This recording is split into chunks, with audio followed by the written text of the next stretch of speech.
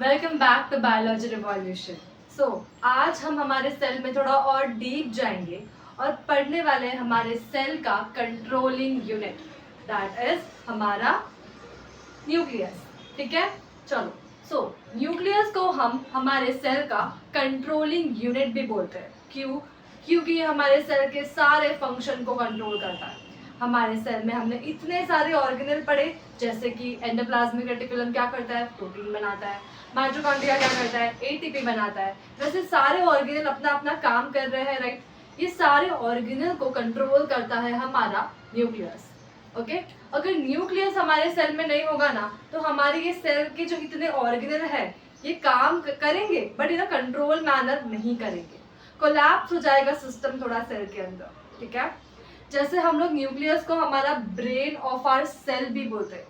जैसे हम हमारी बॉडी से कंसिडर करते हैं, हमारे बॉडी में ब्रेन क्या करता है, हमारे बॉडी का सारा फंक्शन कंट्रोल करता है। ठीक है, वैसे ही सेल में न्यूक्लियस क्या करता है, सारे ऑर्गेनल का फंक्शन कंट्रोल करता है। और न्यूक्लियस में हमारा सबसे ज्यादा इंपॉर्टेंट मटेरियल प्रेजेंट होता है, that is our chromatin material, जिसे हम जेनेटिक मटेरियल भी बोलते हैं। ठीक है, आज हम पढ़ने वाले हैं अबाउट न्यूक्लियस का स्ट्रक्चर, कि ये दिखता कैसा है एंड इसमें है क्या क्या इसका फंक्शन। ठीक है, चलो।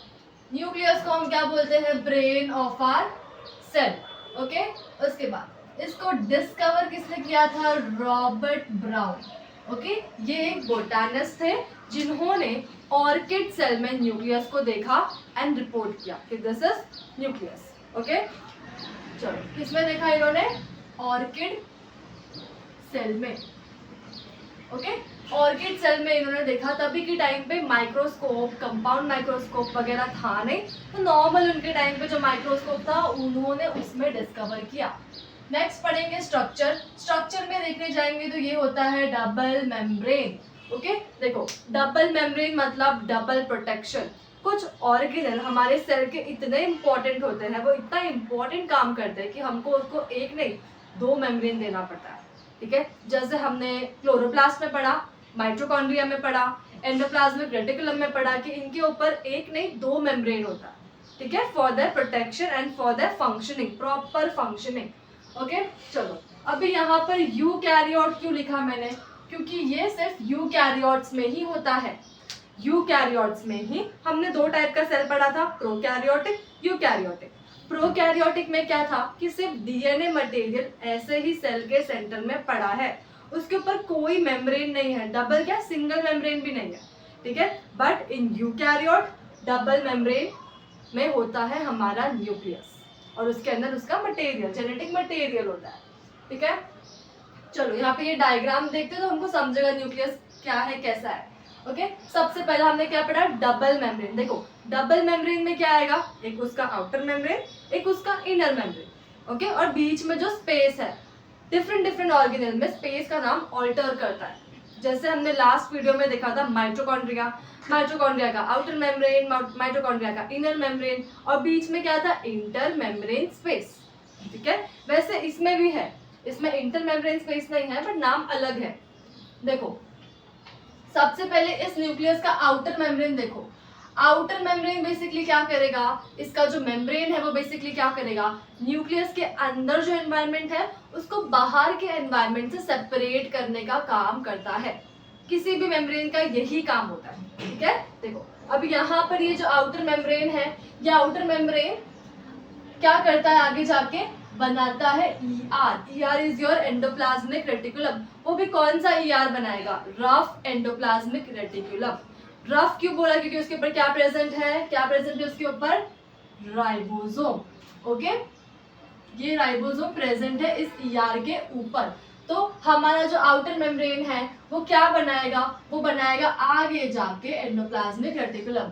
कौन सा, रफ एंडोप्लाज्मिक रेटिकुलम। तो ये ऐसे हमारा न्यूक्लियस का आउटर मेम्ब्रेन कुछ काम करता है। उसके बाद हम आएंगे इनर मेम्ब्रेन पे। देखो, this is the inner membrane, जो अंदर की साइड है। ओके, अब यहाँ पर इनर मेम्ब्रेन में हमको क्या दिख रहा है कि इसके ऊपर ये cross you can see, this is called as lamina. तो हमारा जो इनर मेम्ब्रेन है वो लाइंड है, बाय लैमिना। अब इस लैमिना का काम क्या है, हमारा जो इनर मेम्ब्रेन है उसके ऊपर लैमिना है, इतना समझा। ये लैमिना क्या करेगा, हमारे न्यूक्लियस को श्रिंक होने नहीं देगा, मतलब हमारे न्यूक्लियस को शेप में रखेगा।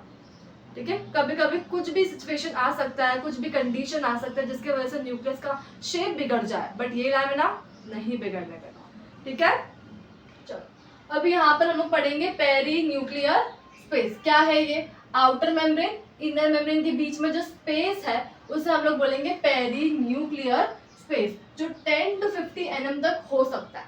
10-20 वेरी करेगा सेल टू सेल, बट इसका साइज जो है वो इतना ही होता है, 10 to 50 nm। ओके, चलो अब हम लोग आएंगे न्यूक्लियर पोर में।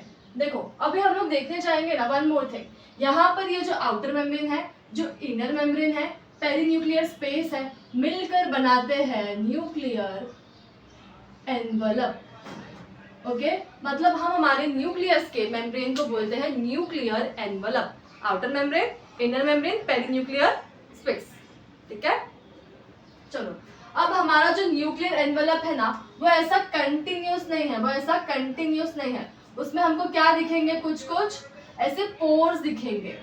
ओके, उसे हम लोग क्या बोलते हैं, न्यूक्लियर पोर। अब पोर का काम क्या है, न्यूक्लियस के अंदर जो मटेरियल है साइटोप्लाज्म में भेजना, साइटोप्लाज्म में कुछ इंपॉर्टेंट मटेरियल है उसे न्यूक्लियस के अंदर भेजना। ठीक है, ऐरा गैरा कोई नहीं, सिर्फ काम का मटेरियल न्यूक्लियस से बाहर जाएगा और काम का मटेरियल साइटोप्लाज्म से न्यूक्लियस में आएगा। ठीक है, with the help of this nuclear pore. अब यहाँ पे क्या प्रेजेंट है, ये channel, you can see this channel, ये है हमारा पोर कॉम्प्लेक्स। ये पोर कॉम्प्लेक्स हेल्प करता है फ्लो ऑफ सब्सटेंस के लिए। साइटोप्लाज्म से न्यूक्लियस में जाएगा, न्यूक्लियस से साइटोप्लाज्म में आएगा हमारा सब्सटेंस जैसे एमआरएनए हो सकता है, कोई हार्मोन, कोई प्रोटीन, कोई रिसेप्टर, एनीथिंग। ओके, वो क्या होगा, हमारे न्यूक्लियर पोर से साइटोप्लाज्म से न्यूक्लियस के अंदर, न्यूक्लियस से साइटोप्लाज्म में जाने वाला है। ओके, इतना ही काम है हमारे न्यूक्लियर पोर का। चलो उसके बाद लैमिना अभी हमने देखा क्या करता है ये। देखो first of all this is a protein fibre. हम लोग जब साइटोस्केलेटन पढ़ेंगे तो हमको समझेगा कौन सा प्रोटीन फाइबर है। ठीक है, और इसका काम क्या है, हमारे न्यूक्लियस को शेप में रखना। ओके, मेंटेन करता है shape of our nucleus. Okay, उसके बाद आएगा न्यूक्लियोप्लाज्म क्या है, देखो हमने पढ़ा है हमारे सेल में जेली लाइक फ्लूइड है, उसे हम लोग क्या बोलते हैं, साइटोप्लाज्म। ओके, वैसे ही हमारे न्यूक्लियस में जेली लाइक सब्सटेंस है जिसे हम लोग क्या बोलेंगे, न्यूक्लियोप्लाज्म।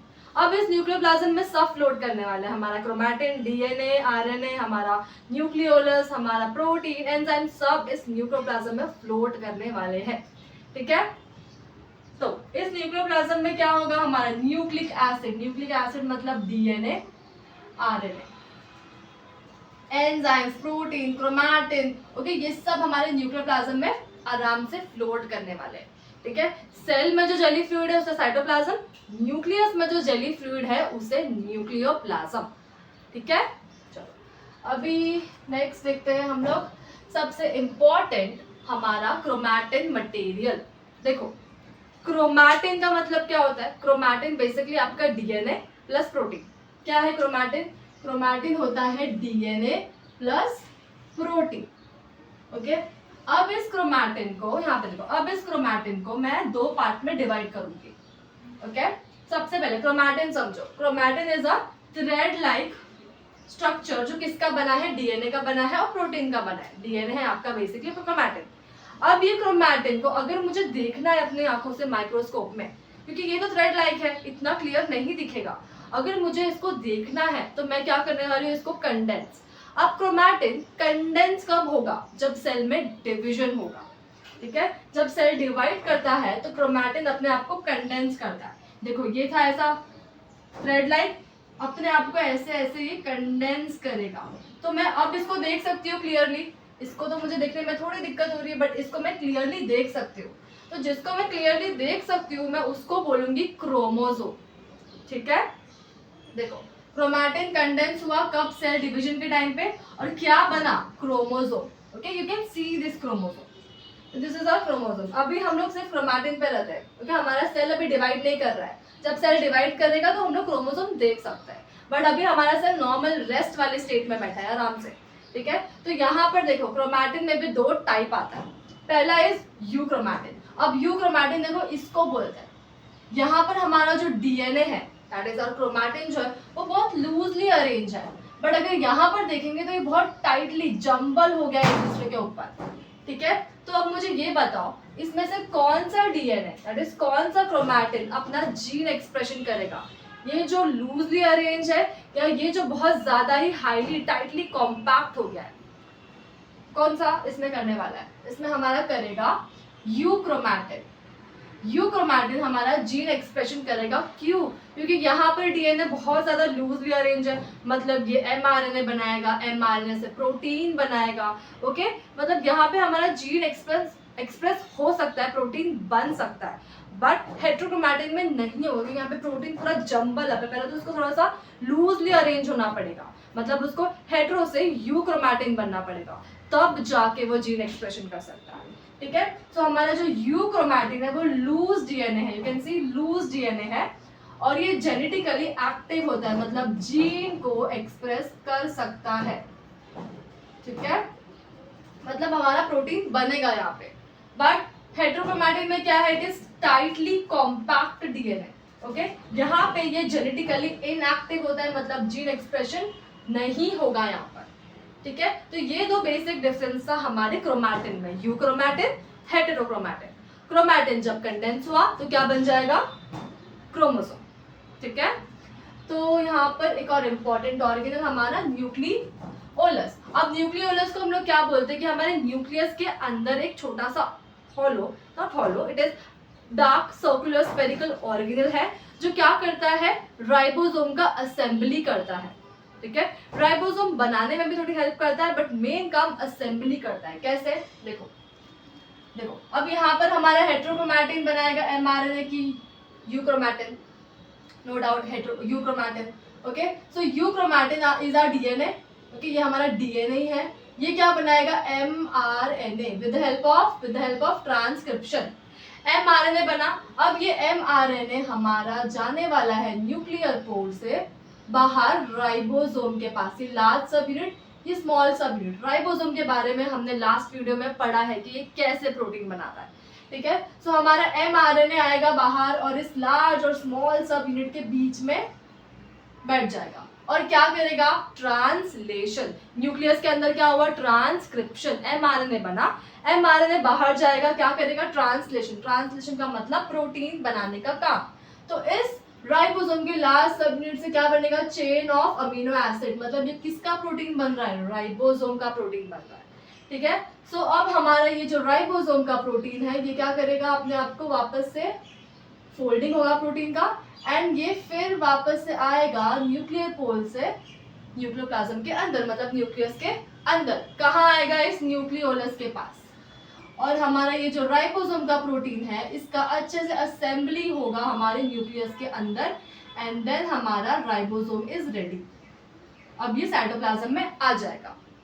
मतलब यहाँ पे न्यूक्लियोलस ने सिर्फ राइबोसोम को असेंबल किया है, बनाने का काम तो इस डीएनए ने ही किया है, दैट इज हमारा यूक्रोमैटिन ने ही किया है, ठीक है। तो राइबोसोम बेसिकली कहाँ बना? हमारे न्यूक्लियस के अंदर। असेंबल कहाँ हुआ? न्यूक्लियोलस के अंदर, ठीक है।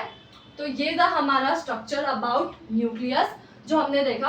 अभी थोड़ी और बातें करते हैं अबाउट न्यूक्लियस। देखो, न्यूक्लियस क्या कंटेन करता है? क्रोमैटिन मटेरियल, जिसको हम लोग जेनेटिक मटेरियल भी बोलते हैं। किसका बना है? डीएनए और प्रोटीन का। अगर मैं यहाँ पे प्रोटीन बोलूँ तो यहाँ पे हिस्टोन प्रोटीन होता है, ओके। हिस्टोन प्रोटीन के ऊपर डीएनए पूरा व्रैप होता है, कॉइलिंग होती है डीएनए की, ओके। वो सब नहीं पढ़ना हमें, बस इतना जान लो, histone protein, okay. Human cell में होता है 46 क्रोमोसोम, जो एक्सेप्ट जर्म सेल जिसमें 23 क्रोमोसोम होता है। देखो, हमारा जो नॉर्मल सेल है, हमारे सेल के न्यूक्लियस में होता है 46 क्रोमोसोम। अगर एक क्रोमोसोम भी ऊपर नीचे हुआ तो जेनेटिक डिसऑर्डर हो जाता है, ठीक है। तो हमारे सेल में होता है 46 chromosome except germ cell. Germ cell में क्या आएगा आपका? Sperm and egg cell. क्या आएगा जर्म सेल में? जर्म सेल में आता है स्पर्म एंड एग सेल, मतलब दिस इज आवर गैमेट का सेल। गैमेट के सेल में 46 की जगह पे 23 क्रोमोसोम होता है, ठीक है। चलो, अभी हमारे न्यूक्लियस का function, the last part of our video, function heredity and variation. What do you mean by this term? Heredity मतलब हमारे मॉम डैड के जो कैरेक्टर्स है वो हम में आते हैं with the help of DNA. तो ये काम करता है हमारा न्यूक्लियस. वेरिएशन, कुछ कुछ कैरेक्टर हमारे में नए आ जाते हैं, मॉम डैड का डीएनए मिलकर कुछ नया वेरिएशन हुआ और वो हम में दिखता है. तो ये सबसे इंपॉर्टेंट फंक्शन. सिंथेसिस होता है हमारे न्यूक्लियस के अंदर किसका? डीएनए का. डीएनए का सिंथेसिस कैसे होता है? डीएनए रेप्लिकेशन से. ओके, एक से दो, दो से ऐसे डीएनए बनते हैं हमारे न्यूक्लियस के अंदर. उसके बाद प्रोटीन बनता है, आरएनए बनता है, आरएनए अभी हमने देखा एमआरएनए बनता है, राइबोसोम बनता है किसमें? हमारे न्यूक्लियस के अंदर. ठीक है, तो ये था हमारा न्यूक्लियस. ओके, न्यूक्लियस के बारे में हमने पढ़ा बहुत ही ज्यादा डिटेल में. So thank you so much.